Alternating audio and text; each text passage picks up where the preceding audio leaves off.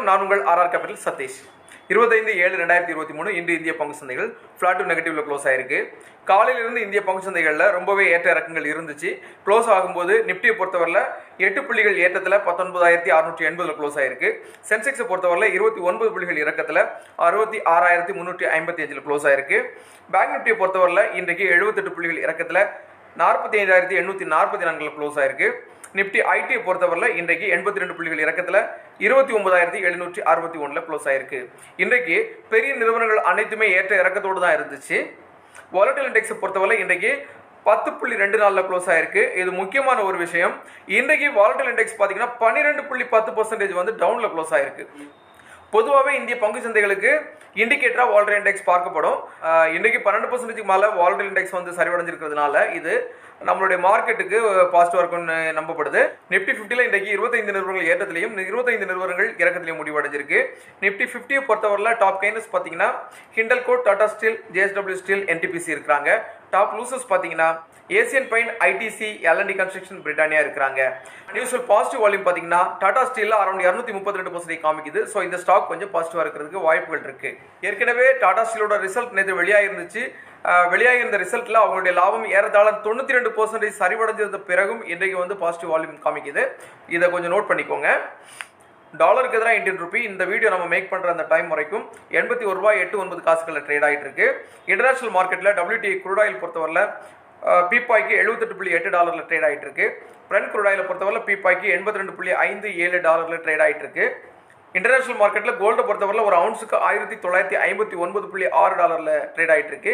சில்வரை பொறுத்தவரையில் ஒரு அவுன்ஸுக்கு $24.712 ட்ரேட் ஆகிட்டு இருக்கு. 22 கேரட் நகத்தகத்தை பொறுத்தவரையில் இந்தியாவில் நேற்றைய விலையை விட 10 ரூபாய் குறைந்து 5,535 ரூபாய்க்கு ட்ரேட் ஆகிட்டு இருக்கு.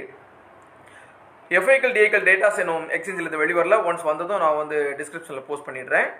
இன்றைய முக்கியமான வணிக செய்திகள் பார்த்தீங்கன்னா டெஸ்லா நிறுவனம் இந்தியாவில் பட்ஜெட் காரை வெளியிடுறதுக்கான ஒரு முன்னோட்டத்தில் இருக்கிறாங்க. ஏறத்தாழ 24,000 அமெரிக்கன் டாலருக்கும் குறைவான பட்ஜெட்டில் இந்தியாவில் அவங்க காரை வெளியிடுறதுக்கு ஆர்வமாக இருக்கிறாங்க. ஏறத்தாழ இந்திய மதிப்பில் பார்த்தீங்கன்னா இது 20 லட்சம் ரூபாய்க்கு கீழே இருக்கும்னு நினைக்கிறாங்க. ஏற்கனவே இதில் குறிப்பிடக்கூடிய ஒரு விஷயம் என்னென்னா, ஏற்கனவே சீனாவில் மாடல் 3ங்கிற பேரில் டெஸ்லா ஒரு கார் அறிமுகப்படுத்தி அந்த கார் விற்பனையில் இருக்கு. டெஸ்லாவுடைய போர்ட்போலியோவில் 32,200 இந்த கார் வந்து பட்டியலிடப்பட்டிருக்கு. இதுதான் டெஸ்லாவுடைய விலை குறைந்த காராகவும் பார்க்கப்படுது. இந்த சூழலில் இந்தியாவில் தொழிற்சாலை அமைக்கும் பட்சத்தில் ஏற்கனவே அவங்க அடுத்த டெக்னாலஜி நோக்கி போயிட்டு இருக்கக்கூடிய இந்த சூழல் ஏறத்தாழ 50% மேனுஃபேக்சரிங் எக்ஸ்பென்ஸ் வந்து குறையறதா சொல்லியிருக்காங்க. ஸோ அப்படி இருக்கக்கூடிய பட்சத்தில் இந்த $24,000 கீழே அவங்க கார் கொடுக்கறதுக்கான சாத்தியம் இருக்க தான் செய்யுது.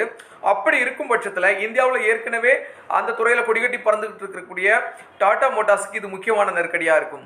ஏற்கனவே நம்ம கடந்த வார அமர்வுகளில் சொல்லியிருந்தோம், டெஸ்லாவுக்கு நேர் எதிராக போட்டியாக அமெரிக்காவில் இருக்கக்கூடிய ஃபிஸ்கர் கார் கம்பெனி இந்தியாவில் 65 லட்சம் ரூபாய் மதிப்பில் காரை இறக்குறதுக்கான ஒரு ப்ரொபோசலில் இருக்கிறாங்க அப்படின்னு சொல்லியிருந்தோம்.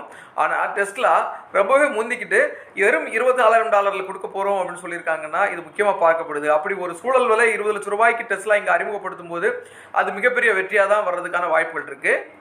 அப்படி அந்த விலையில் இந்தியாவில் அறிமுகப்படுத்தக்கூடிய ஒரு சூழல் வந்தால் அவங்க என்ன பிளான் பண்ணியிருக்காங்கன்னா, அமெரிக்கா, ஜெர்மன், சைனாவை தொடர்ந்து இந்தியாவிலையும் அவங்களுடைய ஃபேக்டரி நிர்மாணிக்கிறதுக்கான வாய்ப்புகள் அதிகமாகவே இருக்குது. இதில் குறிப்பிடத்தக்க விஷயம் என்னென்னா, மொத்த கார் உற்பத்தியில் டெஸ்லா நிறுவனம் 40% சைனாவிலிருந்து தான் மேனுஃபேக்சரிங் பண்ணுறாங்க. அதை குறைக்கிறதுக்கான வாய்ப்புகள் அதிகமாக இருக்கும். இந்த பர்டிகுலர் டைமில் இது சக்ஸஸ் ஆகும் பட்சத்தில் அவங்க ரோபோ டாக்ஸியும் அறிமுகப்படுத்துறதுக்கான வாய்ப்புகளும் அதிகமாக இருக்குன்னு சொல்லிட்டு ராய்ட்டர்ஸ் நிறுவனம் ஒரு செய்தி அறிக்கை வெளியிட்டிருக்காங்க. அடுத்து பார்த்தீங்கன்னா, இந்த ஆர்டிஃபிஷியல் இன்டெலிஜென்ஸ் வந்து வளர்ச்சியில் இருக்கக்கூடிய இந்த காலகட்டத்தில் டேட்டா சேவிங், அதாவது டேட்டா சென்டர்ஸ் வந்து அமைக்கக்கூடிய பணியில் உலகத்தில் இருக்கக்கூடிய முன்னணி நிறுவனங்கள் அனைத்துமே வந்து போட்டி போட்டு களமிறங்கியிருக்காங்க. இந்த சூழலில் இந்தியாவின் மிக முக்கியமான நிறுவனமான ரிலையன்ஸ் இண்டஸ்ட்ரீஸ் வந்து இந்த டேட்டா சென்டர் மேலே ஒரு கண் வச்சு அவளை சென்னையில் அதனுடைய அலுவலகத்தை அமைக்கிறதுக்கான ஒரு பேச்சுவார்த்தையில் இருக்கிறாங்க. ஏற்கனவே இந்த துறையில் இருக்கக்கூடிய புரூக்ஃபீல்ட் இன்ஃப்ராஸ்ட்ரக்சர் பார்ட்னர்ஸ் கூடயும் டிஜிட்டல் ரியாலிட்டி ட்ரஸ்ட் கூட இணைஞ்சு இதை பண்ணுறாங்க. 3 நிறுவனங்களும் ஏறத்தாழ 33.33% ஷேர் வந்து அவங்களுக்குள்ளால பிரிச்சுக்கிறாங்க. இந்த 3 நிறுவனங்களும் ஒன்றிணைஞ்சு அந்த நிறுவனத்தினுடைய பேராக டிஜிட்டல் கனெக்ஷன் என்ற ஒரு பேரை தேர்வு செஞ்சிருக்கிறாங்க. இந்த நிறுவனம் மும்பை, சென்னையில் வந்து அவங்களுடைய அலுவலகத்தை அமைக்கிறதுக்கும் முதல் கட்டமாக சென்னையில் அவங்களுடைய அலுவலகத்தை அமைக்கிறதுக்காகவும் ஒரு திட்டத்தை வச்சிருக்கிறாங்க. அடுத்து பார்த்தீங்கன்னா இந்த ஆண்டுக்கான வருமான வரி தாக்கலுடைய கடைசி தேதி ஜூலை 31.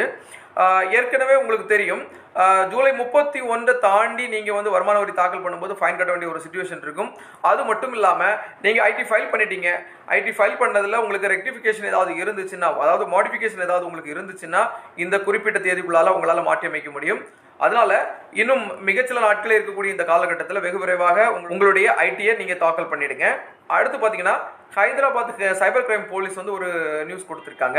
ஏறத்தாழ 700 கோடி ரூபாயை லெபனானில் உள்ள ஒரு தீவிரவாத அமைப்புகளோட சீனர்கள் தொடர்போட இந்த ஸ்கேம் நடந்திருக்கதா சொல்லியிருக்காங்க. இந்தியாவில் ஆன்லைன் டிரான்சாக்ஷன் மூலமா, அதே மாதிரி கிரிப்டோல இன்வெஸ்ட் பண்றது மூலமா இந்த ஊழல் அவங்க வந்து நடைமுறைப்படுத்தி இருக்காங்க. இதன் மூலமா முக்கியமா 700 கோடி ரூபாய்க்கு மேல பணத்தை இந்தியாவில் உள்ளவங்க இழந்திருக்கிறாங்க. ஏற்கனவே நம்ம கடந்த வாரத்தில் கூகுள் பே பின் நம்பர் இல்லாமல் பணம் அனுப்பும் ஒரு வசதியை பற்றி சொல்லியிருந்தோம். அது ஒரு விழிப்புணர்வுக்காக தான் சொல்லியிருந்தோம்.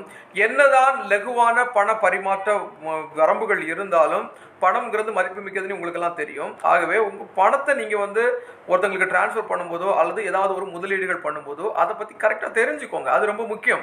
கிரிப்டோ கரன்சியில் இன்வெஸ்ட் பண்ணுறோம் அல்லது நீங்கள் உங்களுக்கு தெரியாத ஏதோ ஒரு தொழிலில் இன்வெஸ்ட் பண்ணுறதுக்காக சொல்லும்போது, அதில் அதிகமான வருமானம் வரும்னு சொல்லும்போது பிளாங்காக செய்யாதீங்க. இதை செபி திரும்ப திரும்ப அறிவுறுத்திட்டு இருக்காங்க. அதனால உங்களுடைய ஆன்லைன் சார்ந்த டிரான்சாக்ஷனுக்கு எவ்வளவு செக்யூரிட்டியை நீங்கள் பயன்படுத்த முடியுமோ அவ்வளவு பயன்படுத்துங்க. எளிதாக இருக்குது, ஒரே கிளிக்கில் என்னால் பண்ணிட முடியும்னு பண்ணாதீங்க.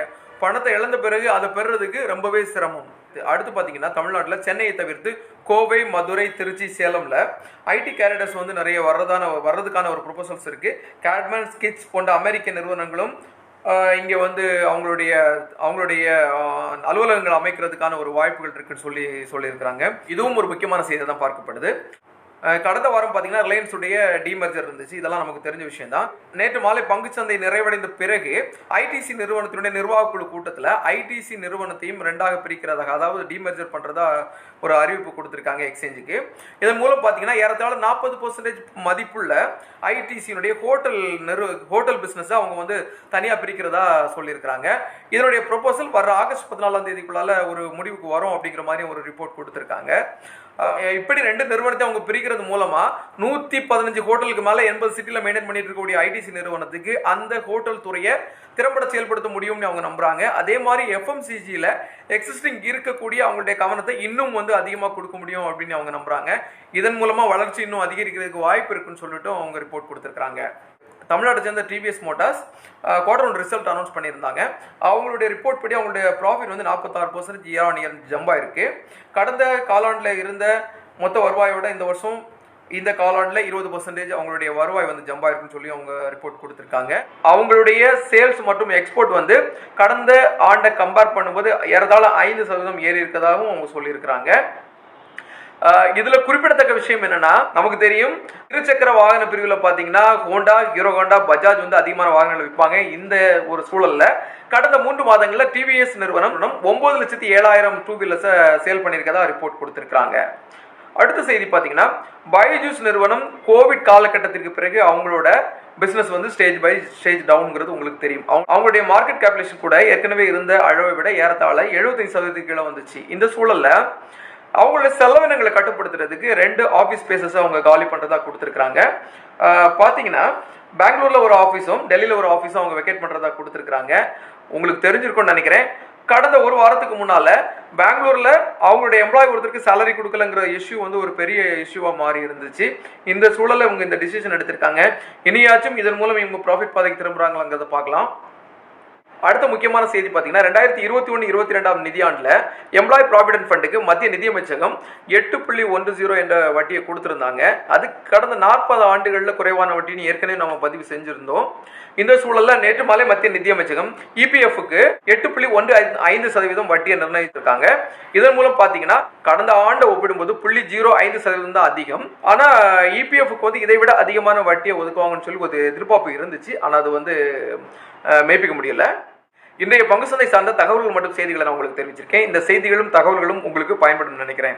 எப்பவும் சொல்ற மாதிரி தான் பங்குச்சந்தை, மியூச்சுவல் ஃபண்ட், ETF, டிஜிட்டல் கோல்ட்ல மிக குறைந்த தொகையான ₹100 கூட முதலீடு செய்ய முடியும். எளிய மக்களும் இதுல முதலீடு செய்ய முடியும் என்ற விழிப்புணர்வு மக்களுக்கு வரணுங்கிற நோக்கத்துல தான் இந்த செய்தி தொகுப்பும் உருவாக்கப்பட்டிருக்கு. ஆகவே உங்களுடைய பங்கு சந்தை சார்ந்த முதலீடுகளை நீங்க எடுக்கிறதுக்கு முன்னால உங்களுடைய ரிஸ்க் கூடிய தன்மை என்னங்கிறத உணர்ந்து அதற்கேற்றாற் போல உங்களுடைய முதலீடுகளை கட்டமைங்க. இந்த மாதிரிப்பட்ட வணிக செய்திகள் நீங்க தெரிஞ்சுக்கணும்னு விரும்புறீங்கன்னா நம்மளுடைய RR Capital யூடியூப் சேனலை நீங்க சப்ஸ்கிரைப் பண்ணுங்க. நன்றி.